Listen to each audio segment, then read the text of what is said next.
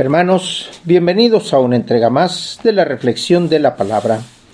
Hoy lunes 5 de mayo del año 2025, lunes tercero de Pascua. El color litúrgico es blanco, las lecturas corresponden al ciclo C. La primera lectura la tomamos del libro de Hechos de los Apóstoles, capítulo 6, versículos del 8 al 15. En aquellos días, Esteban, lleno de gracia y de poder, realizaba grandes prodigios y signos entre la gente.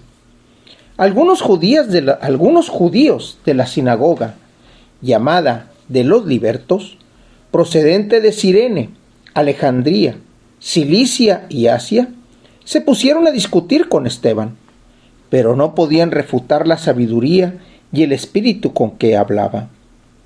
Entonces sobornaron a algunos hombres para que dijeran: nosotros hemos oído a este hombre blasfemar contra Moisés y contra Dios. Alborotaron al pueblo, a los ancianos y a los escribas. Cayeron sobre Esteban, se apoderaron de él por sorpresa y lo llevaron ante el Sanedrín. Allí presentaron testigos falsos que dijeron: este hombre no deja de hablar contra el lugar santo del templo y contra la ley. Lo hemos oído decir que ese Jesús de Nazaret va a destruir el lugar santo y a cambiar las tradiciones que recibimos de Moisés. Los miembros del Sanedrín miraron a Esteban, y su rostro les pareció tan imponente como el de un ángel. Hermanos, ¿qué estamos escuchando en este inicio de esta tercera semana de Pascua?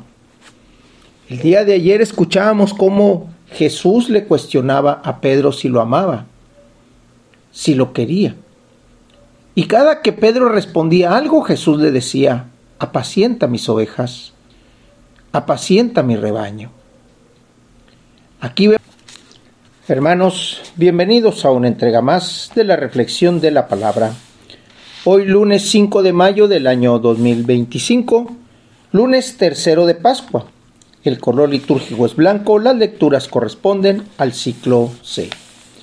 La primera lectura la tomamos del libro de Hechos de los Apóstoles, capítulo 6, versículos del 8 al 15.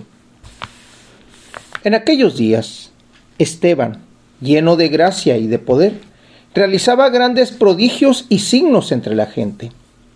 Algunos judíos de la sinagoga, llamada de los libertos, procedente de Cirene, Alejandría, Cilicia y Asia, se pusieron a discutir con Esteban, pero no podían refutar la sabiduría y el espíritu con que hablaba. Entonces sobornaron a algunos hombres para que dijeran: nosotros hemos oído a este hombre blasfemar contra Moisés y contra Dios. Alborotaron al pueblo, a los ancianos y a los escribas. Cayeron sobre Esteban, se apoderaron de él por sorpresa y lo llevaron ante el Sanedrín. Allí presentaron testigos falsos que dijeron: este hombre no deja de hablar contra el lugar santo del templo y contra la ley. Lo hemos oído decir que ese Jesús de Nazaret va a destruir el lugar santo y a cambiar las tradiciones que recibimos de Moisés. Los miembros del Sanedrín miraron a Esteban, y su rostro les pareció tan imponente como el de un ángel. Hermanos, ¿qué estamos escuchando en este inicio de esta tercera semana de Pascua? El día de ayer escuchábamos cómo Jesús le cuestionaba a Pedro si lo amaba, si lo quería. Y cada que Pedro respondía algo, Jesús le decía: apacienta mis ovejas, apacienta mi rebaño. Aquí vemos a Esteban que da sentido a las palabras de Jesús. Da sentido a las palabras del Evangelio, que en este momento ya se estaba apoderando del pueblo. Escuchamos una narración más acerca de cómo la enseñanza de Jesús vuelve a ser contraria a algunos pensamientos de los que todavía están luchando contra los que lucharon contra Jesús. Esteban, que fue el primer mártir,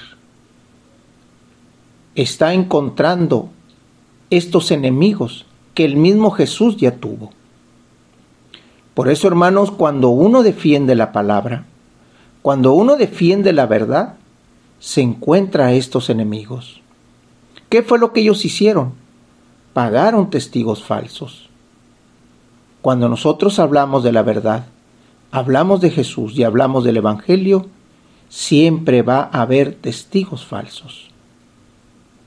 Por eso, hermanos, a pesar de que encontramos estos personajes que luego van y pagan o van y convencen para que otras gentes juzguen, debemos de estar siempre presentes y debemos de estar conscientes de que aquel que trabaja a favor de Dios recibe su recompensa. Del Evangelio lo tomamos del evangelista Juan, capítulo 6, versículos del 22 al 29.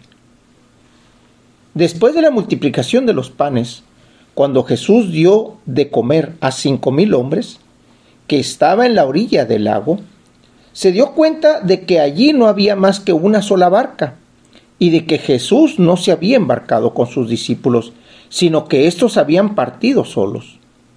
En eso llegaron otras barcas desde el Tiberíades, al lugar donde la multitud había comido el pan. Cuando la gente vio que ni Jesús ni sus discípulos estaban ahí, se embarcaron y fueron a Cafarnaúm para buscar a Jesús. Al encontrarlo en la otra orilla del lago, le preguntaron: «Maestro, ¿cuándo llegaste acá?». Jesús les contestó: «Yo les aseguro que ustedes no me andan buscando por haber visto signos, sino por haber comido de aquellos panes hasta saciarse. No trabajen por ese alimento que se acaba, sino por el alimento que dura para la vida eterna y que les dará el Hijo del Hombre, porque a éste, el Padre, Dios lo ha marcado con su sello». Ellos le dijeron: «¿Qué debemos hacer para realizar las obras de Dios?». Respondió Jesús: La obra de Dios consiste en que crean en aquel a quien Él ha enviado. El Evangelio de Juan, hermanos, sabemos que es un evangelio ya avanzado. Es un evangelio que trata a Jesús y la enseñanza de una manera diferente, no como la de Lucas, Mateo o Marcos, que son los sinópticos. Y así como en la primera lectura encontramos a un Esteban que es fortificado en sus palabras, en sus acciones, en su pensamiento, en sus actos, por Dios, por el Espíritu Santo, aquí vemos cómo Jesús les devuelve esa observación a aquellos que andaban buscando los signos y las señales. No busquen este pan que se acaba. Y ellos contestan: ¿y qué debemos de hacer para realizar las obras de Dios? Creer en el que ha sido enviado. Cuando nosotros creemos que Jesús es el Hijo de Dios, que ha sido enviado para traernos un mensaje, y en este caso es un mensaje de salvación, es entonces cuando Dios puede obrar, porque allí está la fe, allí está la sabiduría de Dios que se hace presente en nosotros, en los actos que hacemos a diario, en los proyectos que ponemos, en las ideas que estamos generando todos los días y sobre todo cuando actuamos a favor del hermano. Por eso, hermanos, en este lunes que iniciamos nuestra tercera semana de Pascua, pongamos nuestros ojos en las obras de Dios y en la palabra de Dios, para que esas obras que nosotros vemos en los demás, también podamos nosotros ser partícipes de ellas mismas. Hermanos, Dios los bendiga.